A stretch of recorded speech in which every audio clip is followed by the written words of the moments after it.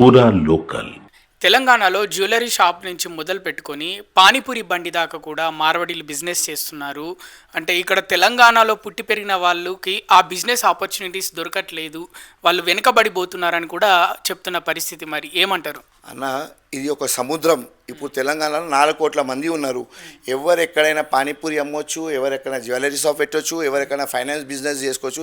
ఎవరికి గుజరాతీ మార్వాడలు మీరు దుకాణం పెట్టవద్దని ఇక్కడ తెలంగాణలో చెప్పింది ఒక ఎగ్జాంపుల్ చెప్పండి. మేమే పెడతాం, ఈయన మీరు దుకాణం పెట్టవద్దని చెప్పినారు సార్.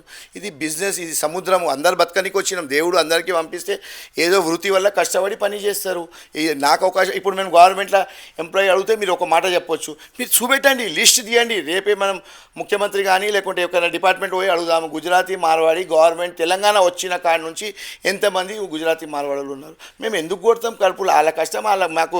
మేము ఎక్కువ చదువు ఉండదు, మేము కష్టపడి పని చేస్తున్నాం. వాళ్ళకి చదువు ఉంటే జాబ్ తీసుకుంటారు, దాంట్లో తప్పు ఏముంది? గుజరాతీ మార్వాడీలో 5% 10% ఎడ్యుకేషన్ ఉంటారు, 90% 10th వరకే చదువుతారు, బిజినెస్లో కూర్చుంటారు. అయితే మేము బిజినెస్ చేయొద్దు అంటారు. ఎవరి అదృష్టం వాళ్ళతో ఉంటుందన్న.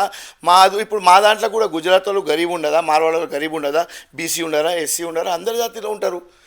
ఎవరి అదృష్టం వాళ్ళతోనే ఉంటుంది. నిన్న మొన్న మనం అంటాడు ఎట్లా ఉంటాయి ఎట్లయిపోయిందంటే అది అదృష్టమన్నా.